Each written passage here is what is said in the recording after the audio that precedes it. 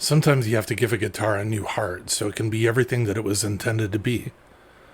On the operating table today is the Eastwood Classic 6 HB-TL in Pelham Blue. I covered this guitar in an On the Bench video in detail earlier this year. The link to the video is in this video's description. In that video, I said that I thought the pickups were muddy and I'd eventually replace them. It took me a while to gather the correct parts that I wanted to install and make upgrades to the pickups and electronics. This is not a sponsored video, but I've got to say, I really enjoy perusing the Eastwood website. There's so many guitars that are just so wacky looking and cool that I want to try out. The link to their website is in this video description. I recently purchased a used Eastwood Sidejack DLX 2010 off of Reverb, video to follow. Here are the parts that I'm using in the video today. I'm installing a set of Gibson Burstbucker 1 and 2 pickups. These are Humbucker patent applied for PAF pickups using Alnico 2 magnets. They were first released in early 2000. My pickups were made in 2003. The Burstbucker 1 is perfect for the neck position because of its lower output, and the Burstbucker 2 is perfect for the bridge because of its higher output. My pickups are 2-conductor pickups, so this drives my circuit design, and for the circuit, I'm going very old school. But back to finishing up the pickups. I like to buy used pickups when I can. As long as they're functional and in very good condition, you can save a lot of money and get really good pickups. I always search on Reverb and try to buy excellent to mint condition. Burstbuckers new will go for just a few dollars shy of $300. Used, I paid less than $200 for my set of pickups. Next, I set about buying the parts to assemble a wiring harness. Gibson circuits are pretty easy to build. I wanted the following components: 4 USA CTS 500K pots. This would cost about $30 with shipping. 2 Mallory Mustard .022 UF capacitors. This would cost me probably about $8 to $10 with shipping. Switchcraft short frame 3-way toggle switch, $30 including shipping, and a Switchcraft output jack for $10 including shipping.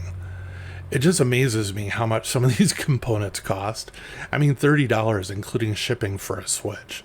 Together, all of the parts would cost me with shipping. And I realize I keep saying with shipping, but I want you to understand that the prices that I've given are actually the end price. Everything together, the parts would have cost me about $70. I, most of the time, don't have all of these components in my parts bins, except for maybe the Switchcraft output jack. I ended up finding a company called Vintage Relic on Reverb. I could get the complete built wiring harness with all of exactly the same components that I wanted for basically $94. So for $24 more than what I would have had to pay for parts, and that doesn't even include my time and labor, I could get one that's already professionally built. So the link to the store is in this video description. Removing the pickups, wiring harness, and output jack from the Eastwood guitar was fairly straightforward. All you do is unscrew everything and then pull it all out through the F-hole. Guitars made in Asia that are using smaller, less expensive metric-sized parts. The US parts that use imperial measurements will not fit in the same holes. The holes for the 2 volume pots in the guitar were too small. I needed to ream them out so they'd be able to handle the CTS pots. The 2 tone pot holes were the correct size because Eastwood had installed larger push-pull pots. I guided the 2 pickup cables through the body and I teethed them to the outside of the guitar body. I installed the screws for the pickup rings and secured the pickups in place. With 2 conductor pickups, there are only the center hot lead and the outer braided ground to solder to each of the 2 volume pots. The last wire to solder is the ground wire from the bridge. You do the soldering outside of the guitar before placing everything inside the guitar's cavity through the F-hole. I tested the circuit by plugging into an amp and using the top test, and I could tell everything was wired up correctly. And I did this while the components were outside of the guitar before going through the trouble of putting them inside and then finding maybe something was wrong. Installing the new wiring harness started with just feeding all of the components in through the F-hole.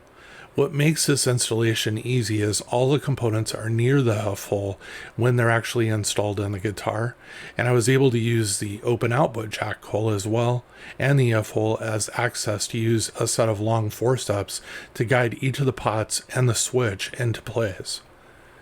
I finished up the job by installing the output jack football plate and the 4 knobs. The guitar was ready to be restrung.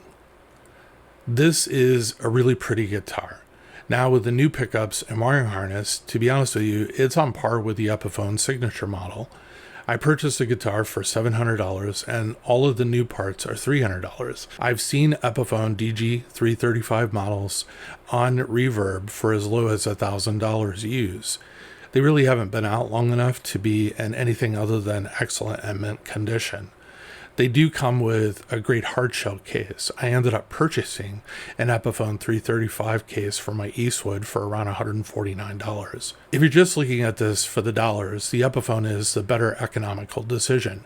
When I purchased the Eastwood, I was hoping I would not have to do the upgrades that I just performed, meaning I was hoping that the pickups and the wiring actually would be okay. This is it's a pretty good guitar. I'm really actually happy with how it turned out, and the 2 new pickups. I mean, how can you go wrong with a historical correct 335 wiring harness and a set of Gibson Burstbucker 1 and 2 pickups? I mean, you really can't. You're gonna get a good sounding guitar if the body's in any type of good condition, and I would definitely put this guitar in the realm of it having good bones, meaning everything about the body on this guitar is excellent.